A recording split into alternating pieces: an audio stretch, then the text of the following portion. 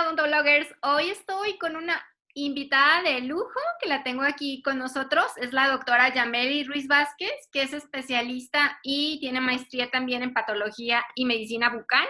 Es también profesora de la Facultad de Odontología en la UNAM y también tienes práctica privada. Bienvenida, doctora Yameli. ¿Cómo estás? Muchísimas gracias, doctora Paulina. Bien, aquí andamos, ya sabes, con lo de la pandemia. Muchísimas gracias por la invitación a ti y a todos tus odontobloggers.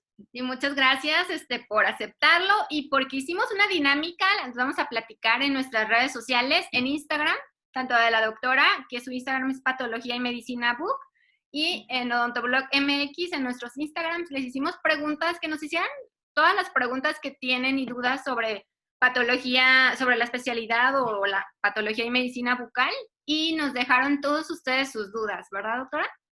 Sí, así es. Recopilamos algunas de estas preguntas y bueno, son las que vamos a contestar el día de hoy. Sí, va a ser así dinámico. Yo le voy a hacer llegar a la doctora todas sus dudas y ella nos va a platicar, nos va a responder todas las dudas que nos dejaron. La primera pregunta que nos dejaron, doctora, es de Melis Lefebvre y nos pregunta cómo aprender a interpretar un corte histológico.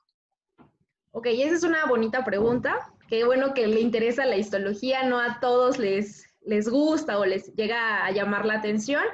Y bueno, para poder interpretar un corte histológico, lo primero es conocer la histología elemental, irnos a los tejidos básicos, saber, pues, identificar epitelio, tejido conectivo con todas sus variantes, músculo y nervios.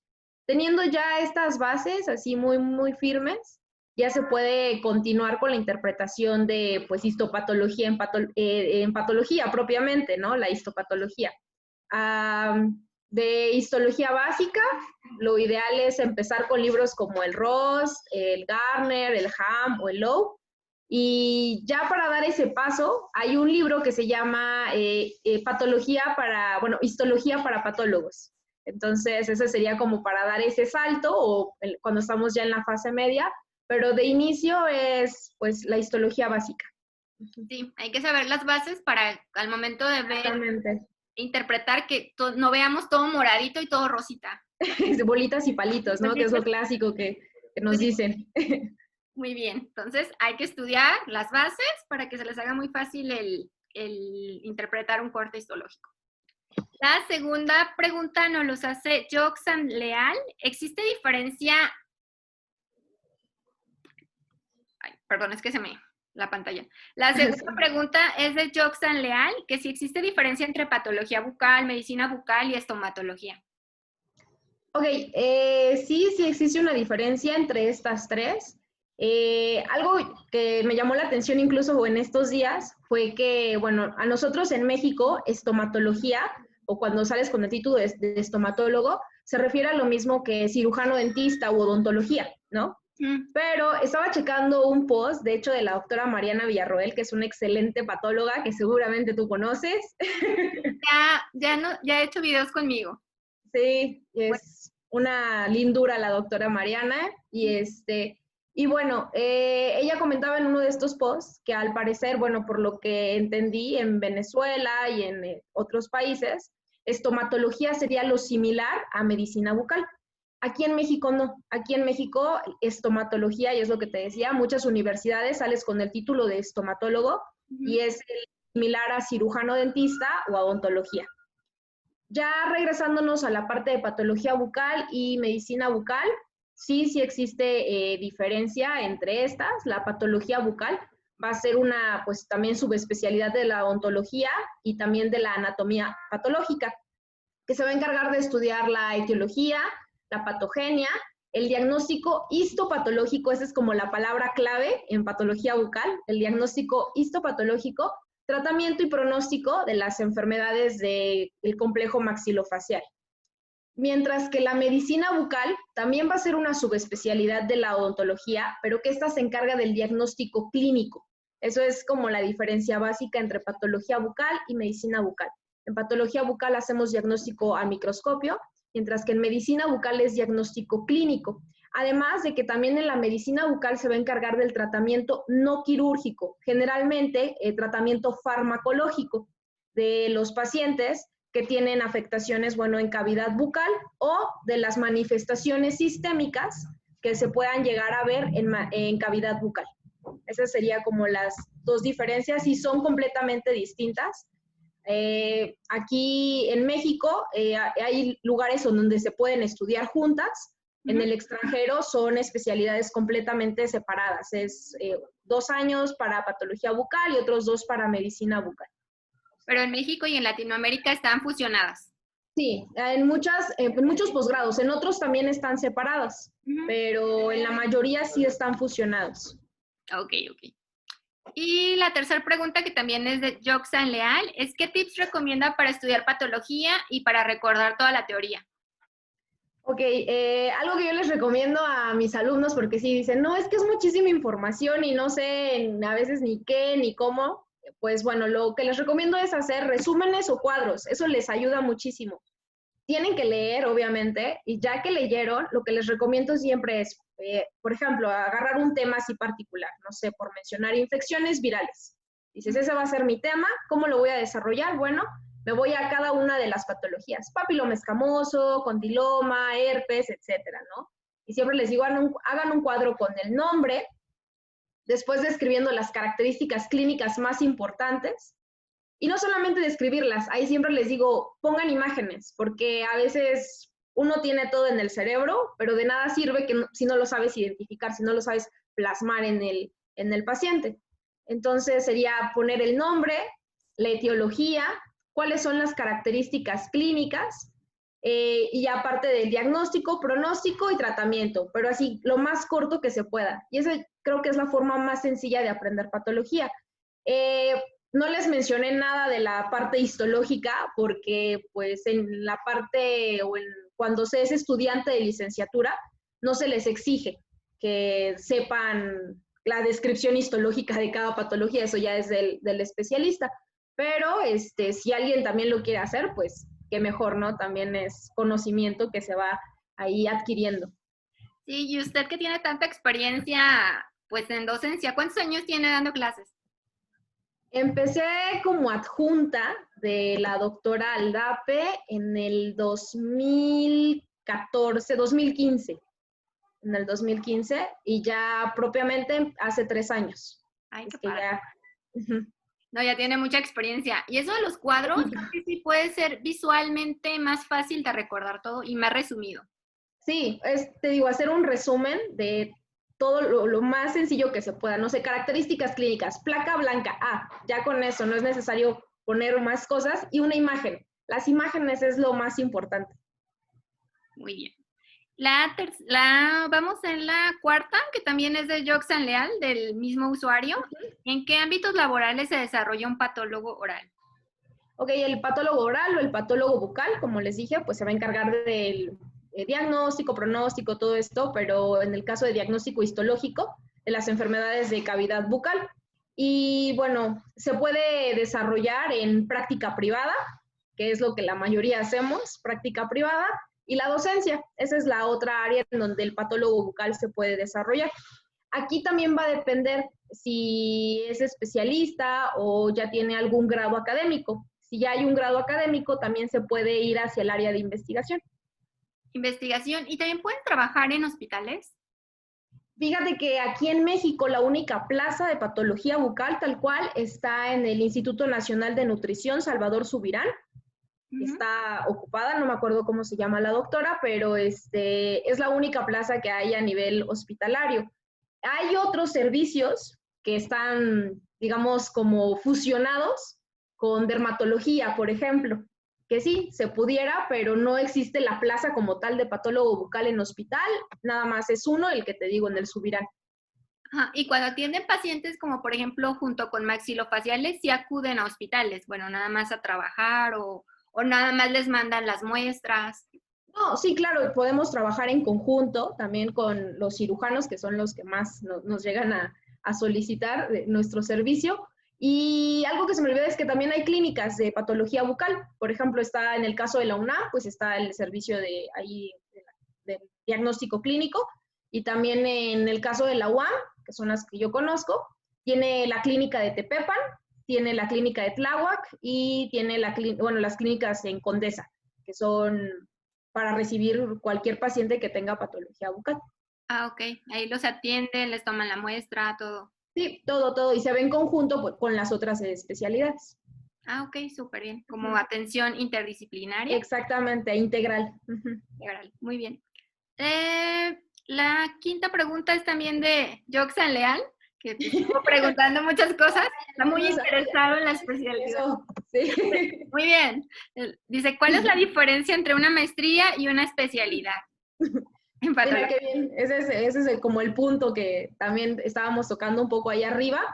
La diferencia entre hacer una maestría y una especialización en patología bucal es que en la maestría, además del plan de estudios que vas a llevar de patología bucal o medicina bucal, no sé, les digo que aquí en algunos está junto, en algunos está separado, pero bueno, además del plan de estudio de la especialidad tal cual, se incluyen materias como epidemiología, como estadística, metodología de investigación, etcétera, que te llevan más hacia la parte de la investigación. Ese es el plus de hacer la maestría en patología bucal o maestría en patología y medicina bucal, que no únicamente sales con el conocimiento profesional y esencial de la especialidad, sino que también llevas el plus de que ya sabes cómo hacer un proyecto de investigación. Ok, pero a fin de cuentas, si estudias maestría o estudias especialidad, puedes ejercer la patología sin problema. Claro, eso, cualquiera de las dos sí puedes ejercer. Aquí lo importante es que, bueno, en México es que estés certificado. La Asociación Mexicana de Patología y Medicina Bucal es quien te certifica y no importa si tienes maestría o la especialidad en, pero mientras estés certificado puedes hacer diagnóstico clínico e histopatológico. Ok, la universidad debe estar certificada a la asociación. No, tú como patólogo, Ok. cuando terminas, debes hacer tu proceso de certificación. Por ejemplo, si yo me hubiera querido dedicar nada más a hacer investigación, pues no valdría la pena que yo hiciera la certificación, ¿no? La hice porque pues hago práctica privada. Ok, ya van a la asociación y hacen su... Exactamente, haces el examen y todo. Ah, súper bien. Ujú. La sexta, también de Joxan Leal. ¿Cuáles son las mejores universidades para especializarse, para estudiarla? Aquí también en México hay diferentes posgrados. En donde yo estudié es el del, te voy a decir cómo salen, ya que él preguntó de que si era maestría, especialidad y todo esto. Pues bueno, donde yo salí en la UAM, Xochimilco, anteriormente el plan te daba para salir con las dos. Podías salir con la especialidad y si seguías un año más, salías con el grado de maestría. A partir de hace 2 años, 4 años, ya no sales con especialidad, ya nada más sales con la maestría. Entonces, el posgrado en la UAM actualmente es nada más maestría profesionalizante en patología y medicina bucal, que está en la UAM Xochimilco. En el caso de la UNAM, está la especialidad en patología bucal, así tal cual se llama, especialidad en patología oral y maxilofacial, creo que fue el nombre al que le cambiaron actualmente. Y esa, hay dos, está en la UNAM, en CEU, y la UNAM en Enes León.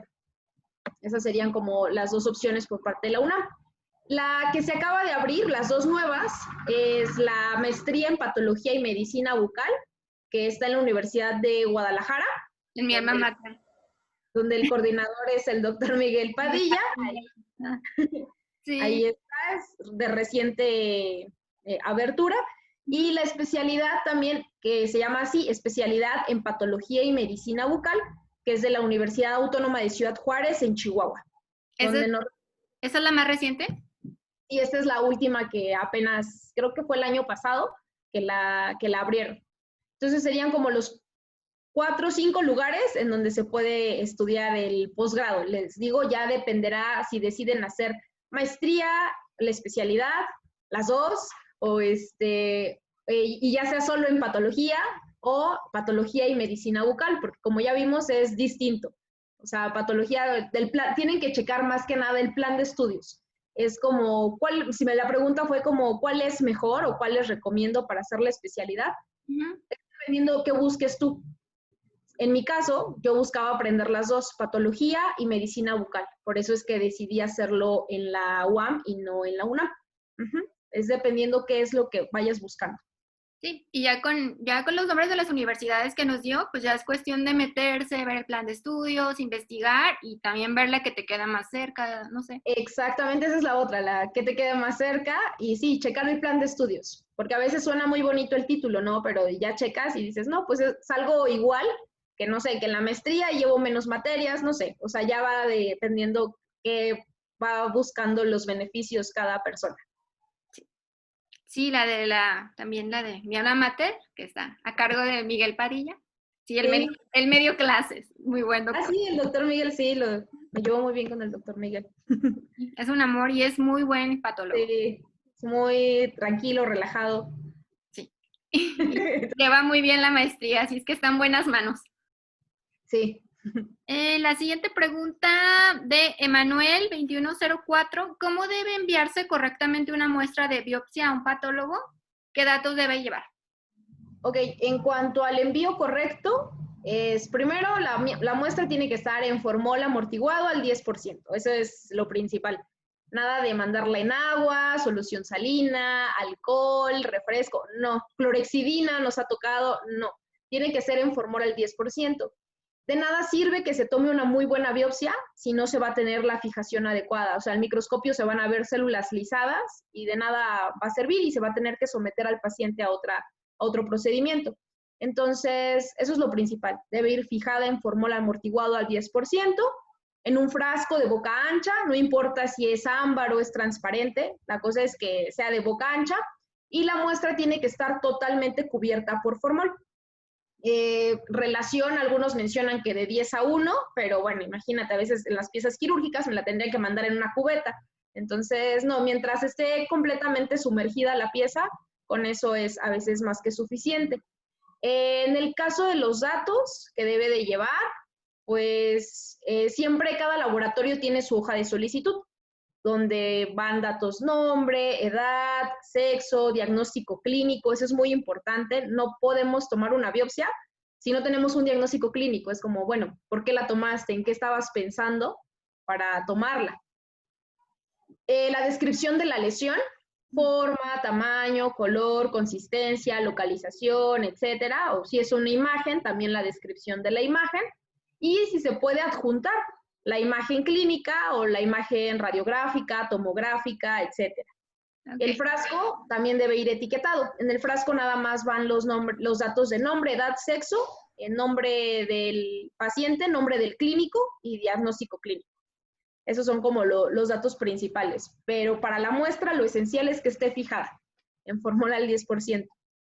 Sí, no con clorexidina, no en agua, No agua y alcohol. refresco. Sí, te lo juro. Nos han llegado que dices esto, ¿por qué? Sí. Bueno, sí, ya con eso y una buena descripción, se va a procesar bien su muestra. Al final el beneficio es del paciente. Tratamos como de evitar la menor o evitar que se produzcan errores Claro, la mayor parte del tiempo. sí. Y también al momento de tomar la biopsia, tomar una parte también de tejido sano. Ok, esos ya son como consideraciones del tipo de biopsia. Por ejemplo, en biopsias escisionales, Ujú. siempre se recomienda que si quitas toda la lesión, lleves pues también un margen de al menos 3 o 5 milímetros de tejido sano. Y en incisionales, lo mismo, también lleves un margen de 3 milímetros y, por ejemplo, si son úlceras, que no sea del centro de la úlcera, sino que sea de la periferia, que tenga profundidad, dependiendo del tipo de lesión, ya son consideraciones más específicas o especiales Depende de para la, cada lesión. depende de la lesión. Uh-huh. Ok. También es bueno tener como que la comunicación con el patólogo, ¿no? Sí, es algo que siempre les recomendamos, incluso con los mismos cirujanos, son pocos realmente los que nos preguntan antes de tomar la muestra, de Ujú. así de, oye, ¿de dónde me recomiendas tomarla? Claro, Y eso, como les digo, al final el beneficio es para el paciente. Y se trabaja muy bien así, con los pocos con los que sí trabajamos así, que nos mandan la imagen y me dicen, oye, quizá no puedes venir a ver al paciente, ¿no? Pero ¿de dónde me recomiendas que tome la biopsia? Ah, claro. pues mira, te recomiendo que de este sitio, aquí, aquí, y dale profundidad de tanto y así, así. Y mira, a la primera, sin problemas, tenemos el diagnóstico. Claro. Mientras que en otros casos, dices, te mandan la muestra, te mandan todo muy bonito, pero quizá la muestra no fue en el sitio adecuado, no tuvo la profundidad adecuada, o sea, miles de cosas. Entonces, sí, la comunicación entre cirujano o el perio, quien la vaya a tomar, o sea, el clínico y el patólogo también tiene que ser fundamental para esto. Creo que es muy importante. Sí. Que ustedes nos pueden ayudar para tomar la mejor biopsia. Claro, no perdemos nada con preguntar, siempre. Sí, y ustedes son accesibles. Si desconocemos Sí. algo, como usted dice, dónde tomar la muestra y así, ustedes nos pueden dar ese norte.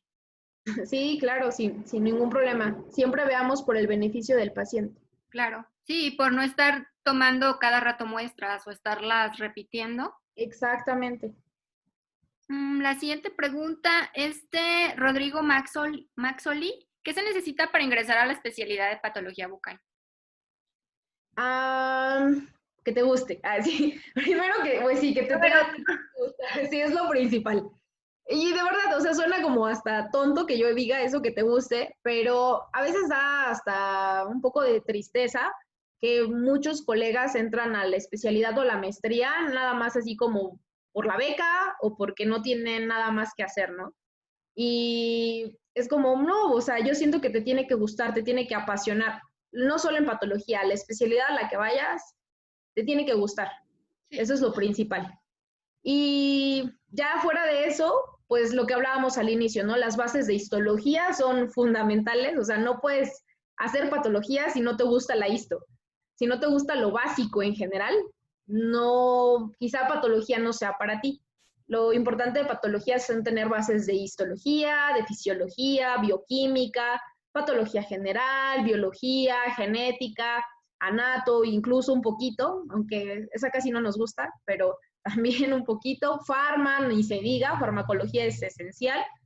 Entonces, sí, todas estas básicas, si no te gustan, pues sí, patología las requiere, sí o sí, son las bases para patología. Y tener el título, ¿qué te piden para entrar? ¿Título en los posgrados, de manera general, sí, que ya estés titulado, que ya estés egresado, que tengas promedio mínimo de 8, creo, en la licenciatura, es lo que te piden. Y dependiendo qué posgrado sea, la mayoría, o sea, tienen como el mismo estilo, ¿no? El tiempo en que hacen estas cosas es lo que cambia entre uno y otro, que es básicamente el examen de admisión, un curso propedéutico, entrevista, y dependiendo de cómo te vaya en todo eso es que deciden si te quedas o no te quedas. Y saber que cuando entras a la especialidad o a la maestría, tienes que dedicar tu tiempo completo. Sí, eso es algo muy, muy importante. Sí te absorbe muchísimo. Sí, aunque dices, no es una especialidad quizá como cirugía, que haces guardias y demás, pero te absorbe mucho porque tienes que estar leyendo todo el tiempo. Todavía seguimos leyendo todo el tiempo. Nunca dejamos de aprender. Sí.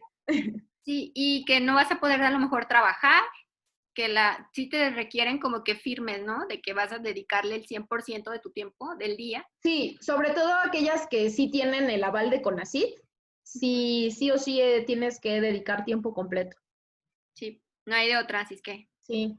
Que se den el tiempo de los años. ¿Cuánto dura? Son 2 años.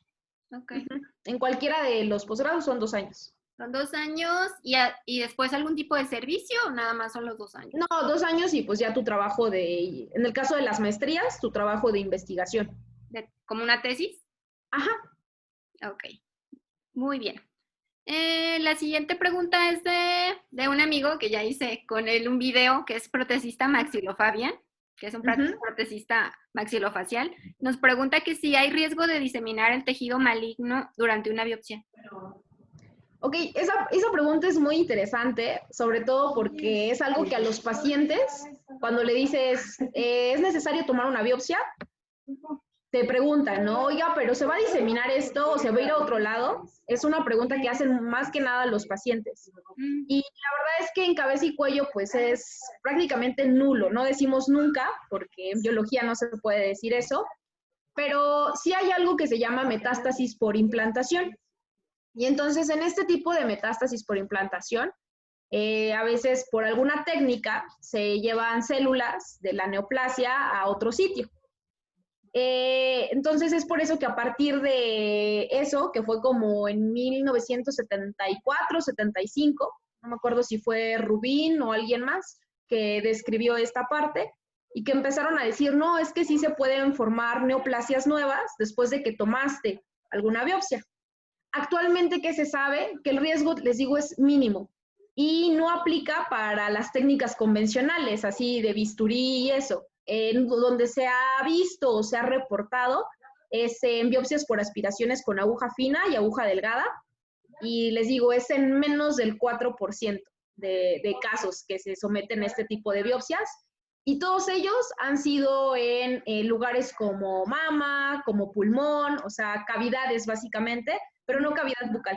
O sea, en zona como de cabeza y cuello se podría decir que es zona de confort, pero sí es prácticamente nulo que esto pase. Ok, sí, me llamó la atención. Esa pregunta nunca la había pensado. Pero sí es cierto, lo pueden preguntar mucho los pacientes. Sí, sí, te digo que es una creencia bastante común. Siempre te preguntan, no, es que a mí me dijeron que si me toman la biopsia se riega el cáncer. Pues Ajá. no, les digo nada más que en donde se ha reportado es biopsia por aspiración con aguja fina y con aguja gruesa también, y en menos del 4%. No, y que es peor no tomar la muestra. Por supuesto, eso y sobre todo eso, no, Sí. no sabes ni qué es, ¿no? Entonces sí. La siguiente pregunta es de Kat Connect. Pregunta, ¿el quiste dentígero y el tumor adenomatoide tienden a ser extraóseos? Okay. El quiste dentígero por sí necesariamente tiene que ser intraóseo, porque el quiste dentígero, para que se llame así, tiene que estar asociado a la corona de un diente que no ha erupcionado. Entonces, sí o sí, este tiene que ser intraóseo. Su análogo, que este es de tejidos blandos, que es un diente que está en proceso de erupción, pero que se formó una lesión, pero ya salió del hueso, ya está en proceso de erupción, sería el quiste, que así se llama, quiste de erupción. Ajá. Y en el caso del tumor odontogénico adenomatoide o TOA, sí, este sí se puede tener una variante periférica, pero igual es muy raro. Es del 2.3% aproximadamente que tiene esta variante periférica. Ok. La siguiente pregunta es de Ángel Quinzo, que si da algunas conferencias de patología. Sí, de repente ahí, bueno, en la cuenta de Instagram siempre pongo a veces cuando nos invitan o en donde vamos a estar. Y bueno, las próximas que vienen es el jueves 26 de noviembre. Hay una sesión clínico-patológica de la Asociación justo Mexicana de Patología y Medicina Bucal. Ahí vamos a estar participando. Y el 19 y 20 de diciembre hay un seminario de patología bucal donde también vamos a estar participando con algunos temas. Y que esas conferencias digitales. Sí, todo es por vía online. Ok, y la información está en su Instagram, ¿verdad, doctora? Sí, la pueden pasar a checar, ahí está la información. Patología y Medicina Book con la doctora. Ahí pueden ver toda la info para que sigan actualizando y aprendiendo de patología. Sí, siempre es ahí importante seguir aprendiendo. Sí. Y a todos los que les interesen, que hicieron estas preguntas. La siguiente pregunta es de Nicelis Javiera, ¿dónde realizó la especialidad? Que si es rentable y algunos consejos.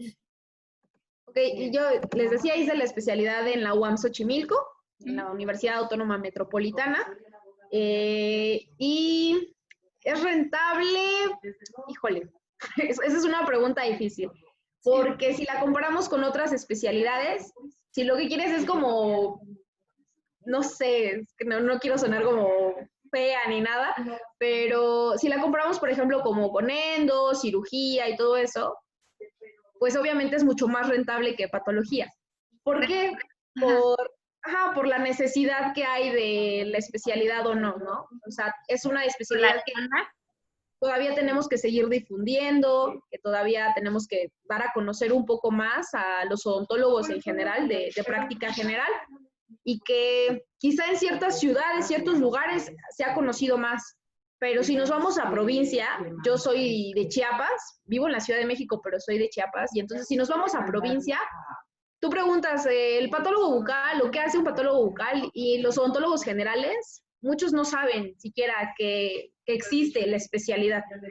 Entonces, por eso la pregunta de si es rentable, chispas, ¿no? A menos de que cobres súper caros cada diagnóstico histopatológico, quizás sí te salga, pero la mayoría de los colegas patólogos, yo me dedico solo a patología y docencia.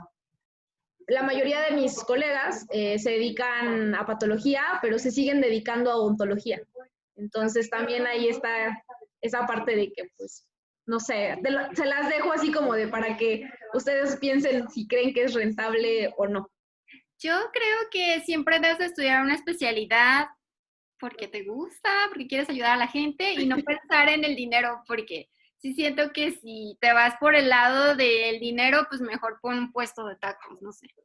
Yo creo Sí, que las áreas de la salud son para ayudar a las personas, para mejorarles su calidad de vida, en este caso para diagnosticarlas, ayudarlas con sus enfermedades orales, no sé, tratarlas, para otras cosas.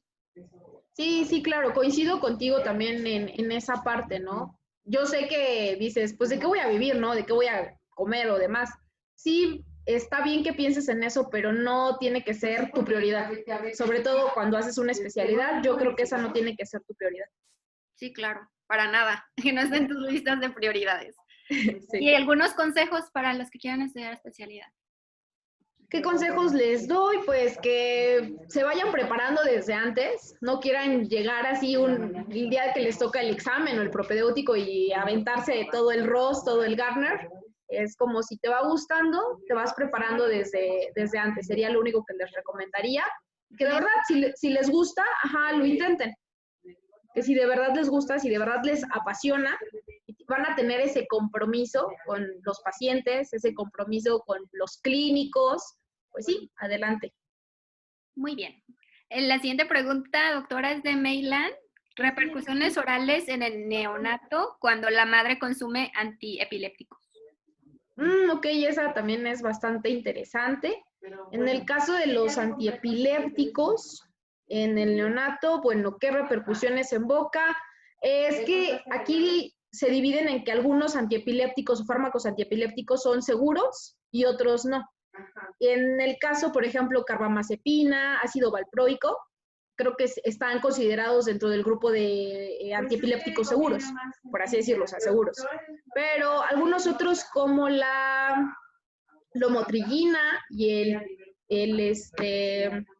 el topiromato y la fenitoína, estos se han considerado que quizá puedan tener alguna relación con el desarrollo del labio y paladar hendido, si se consumen en los primeros meses de vida intrauterina del producto. Entonces, aquí depende más bien cuál sea el fármaco, el tipo de fármaco.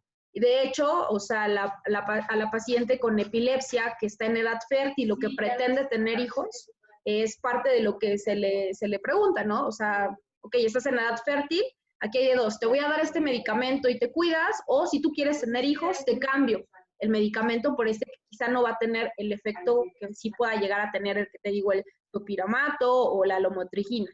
Por uno más seguro. Exactamente. Sí, ¿No? esas serían como de las manifestaciones. Y que siempre estar como que en comunicación con su médico, ¿no? Sí, Si eso es quieren fundamental. embarazar o si quieren... Incluso ya una vez después de que nace el producto, por medio de la leche materna también o sea, se puede seguir secretando productos de metabolización de estos fármacos, que de esos también se ha visto que no tienen tantos efectos secundarios en el producto, pero sí, lo importante es la comunicación con el médico general de la madre. Muy bien. La siguiente pregunta es de Maffer de Bora. ¿Por qué en ocasiones se desprende un tipo de película de la mucosa bucal después del cepillado? Ok, esa es una entidad que se conoce como peeling mucoso, o descamación de la mucosa bucal. ¿Por qué no le llaman tal cual descamación? Porque la mucosa es una superficie húmeda, entonces pues no se formaría una escama como las que conocemos que son secas en piel. Entonces el nombre adecuado, el nombre que se le ha dado es peeling mucoso.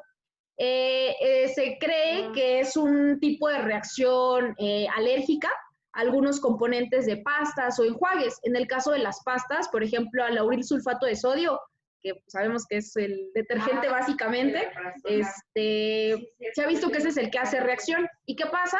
No hay ardor, no hay dolor ni nada, únicamente la mucosa comienza a descamarse, empieza a desprenderse en una capa generalizada y entonces en la mucosa yugal o mucosa labial, donde se ve principalmente, o en el sí incluso, se ve como una placa muy delgada blanca que es muy friable, se deshace con mucha facilidad. Incluso los pacientes te dicen, no, es que después de que me cepillé, se me forma una telita blanca, así tal cual nos las describe. Dices, ok.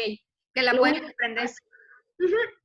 y te digo, no duele, no arde, o sea, se retira muy fácilmente, les dura, o sea, como los instantes, se cepillan, en los primeros minutos se empieza a descamar, pero hasta ahí, y la están así sacando, dicen, no es que se me forma una tela blanca ahí, bla, bla, bla.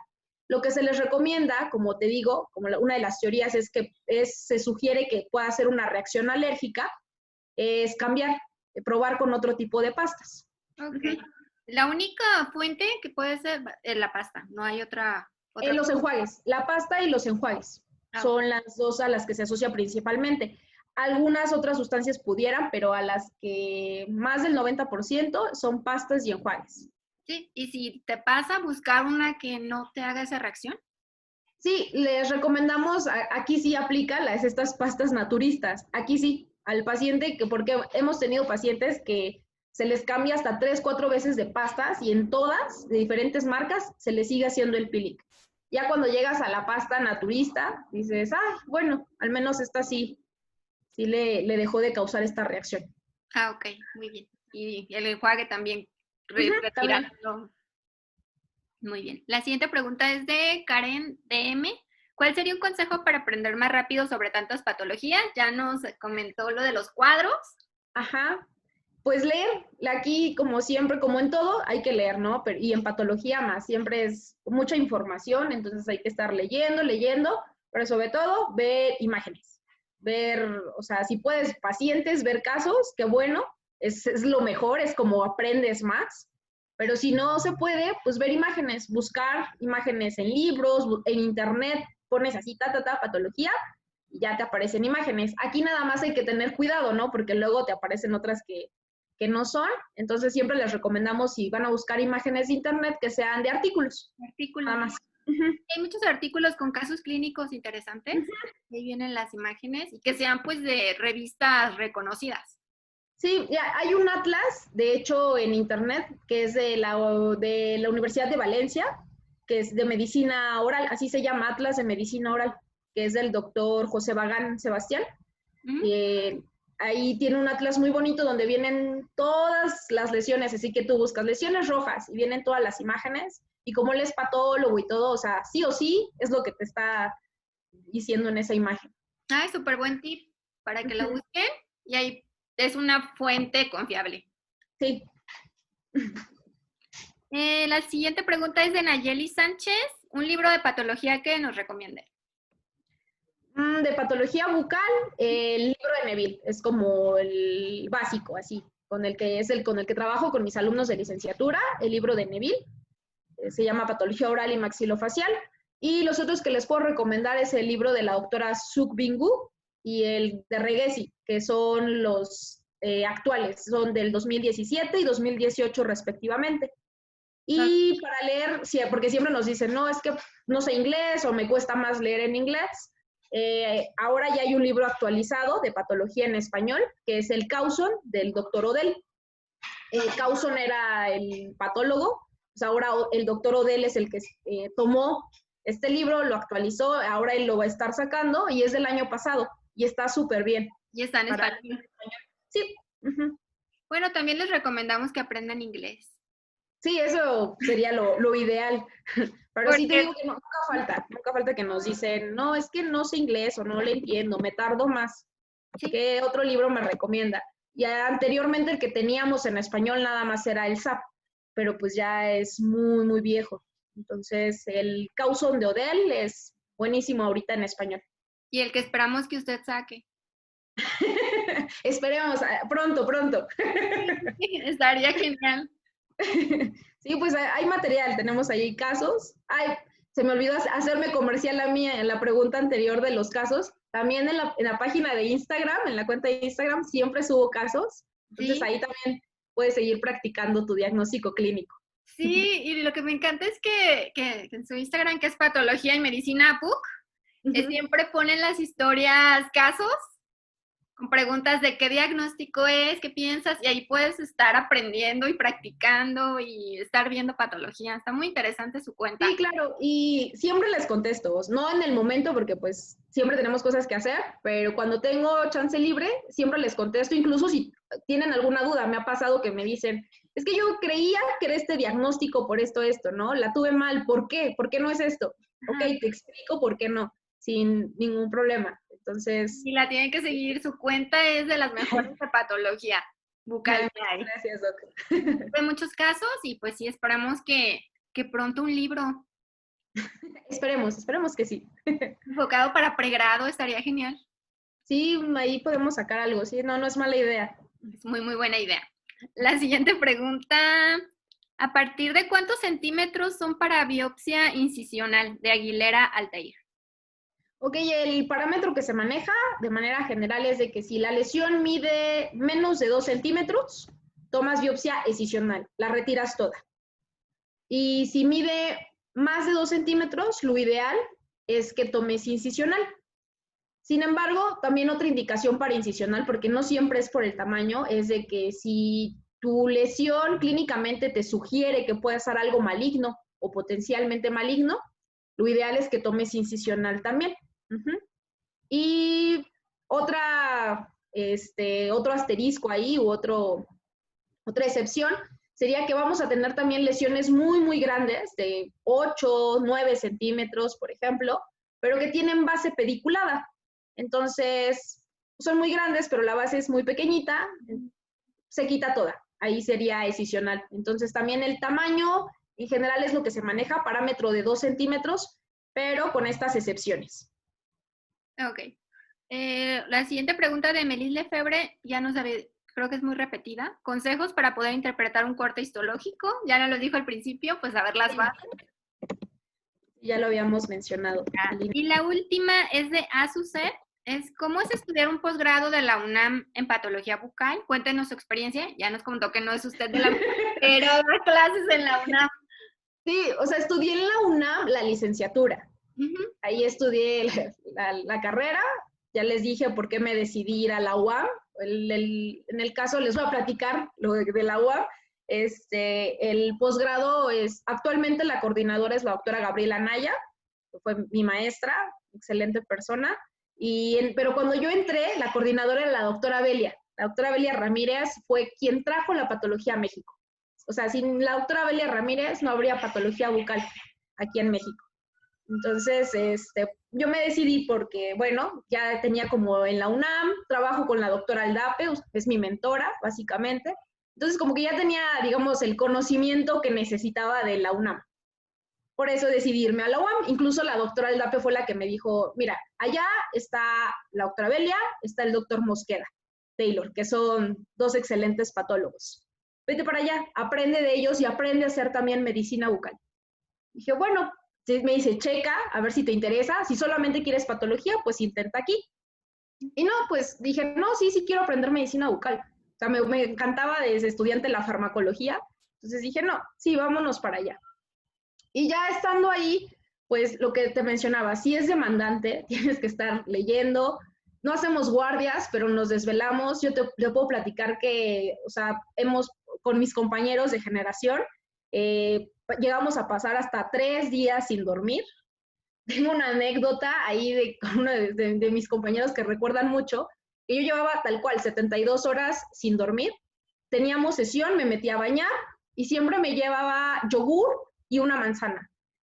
Llegó al laboratorio y ese día me llevé una cebolla morada en lugar de llevarme una manzana. O sea, ni comí, iba desvelada, ni dormí, todo me salió mal ese día. Entonces, sí es demandante, pero si te gusta, lo haces y lo haces encantado de la vida. Al final es satisfactorio.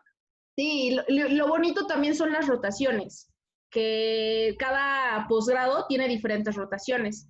En el caso de la UNAM, la rotación en INCAN, en la clínica de cabeza y cuello, además de las clases con la doctora Cano, la rotación en el Subirán, rotamos, bueno, algunos van al INER. Las de Clínica Condesa también fueron de mis favoritas. Las rotaciones en Clínicas Condesa, las rotaciones en dermatología en GEA, en el GEA González. O sea, también tener el ambiente de hospital y de diferentes servicios también es muy, muy bueno y te complementa muchísimo. ¿Qué generación es usted? Yo soy 215, 217. Sí. Ah. Para terminar, platíquenos dónde está su consultorio privado, en qué ciudad lo tiene. Ok, yo vivo en la Ciudad de México, pero mi servicio recibe muestras de toda la República Mexicana. Trabajamos con diferentes cirujanos, trabajo con varios cirujanos de Chiapas, el doctor Rodo, por ejemplo, Ruizam, trabajo con cirujanos incluso de Ensenada, apenas el doctor Aldo, que es egresado del 20 de noviembre, nos manda muestras, el doctor Giovanni, que está en Puebla, doctores de Veracruz, la doctora Silvia Uribe, doctor Reinaga de Colima, tenemos también de Guadalajara, nos llegan a mandar un poquito, no es tanto, pero sí, pero recibimos de cualquier parte de la República Mexicana. ¿Ya reciben por paquetería? Sí, por paquetería, ya sea FedEx, o sea, la que sea de su agrado. Lo único que les decimos es, si requieren el servicio, me escriban a mi número personal, mi correo o al Instagram, y yo les paso todos los datos. Ok, si quieren trabajar con la doctora y que ella les haga diagnóstico histopatológico, pues la contacten en su Instagram. Y ahí estamos. Toda la República Mexicana, no hay límites. Sí, de toda. Les digo, desde Ensenada hasta Chiapas recibimos. Súper bien. Pues muchísimas gracias por contestarnos todas estas dudas que nos dejaron todos nuestros seguidores y por, no sé, esta plática tan amena, nos la pasamos muy bien. Me faltó a mí el cafecito, ¿eh? Yo tengo agua, pero sí me faltó el cafecito. Cafecito, bueno, esto es tecito, pero sí, estuvo como plática aquí amena con todos y pues aprendimos cosas nuevas, nos resolvió nuestras dudas y, no sé, nos dio esos tips y consejos que solo da alguien que ya pasó por todo el proceso, que todos los que nos ven normalmente son estudiantes de odontología o egresados y que siempre tienes la curiosidad, ¿no? De saber como de, ay, ¿será que sí? ¿Será que no? ¿Cómo le fue? Sí, claro, de conocer todas las especialidades y en boca de alguien que ya hasta ya ejerce y todo. Sobre todo usted, muchas gracias que también siempre colabora con el canal. También tenemos otro video que nos habló sobre patologías bucales en adolescentes y niños. Y como usted tiene alma de docente, pues siempre está dispuesta a todos sus conocimientos compartírnoslos. No, muchas gracias a ti, doctora Paulina, de verdad. Y ya sabes, yo encantada. Las veces que me quieras invitar, hasta que se aburran tus odontobloggers de mí, mira, yo encantada. Muchas gracias por siempre aceptar y estar disponible y por todo, doctora Yameli. Así es que vamos a poner aquí abajo sus datos de contacto. Ah, perfecto, muchas gracias. Cosa, duda o quieren enviar alguna muestra con ella, la puedan contactar. Aquí abajito les voy a poner en un cuadrito todos sus datos. Y pues nos vemos hasta el próximo video. Muchísimas gracias. Un abrazote. Igualmente, hasta luego. Bye.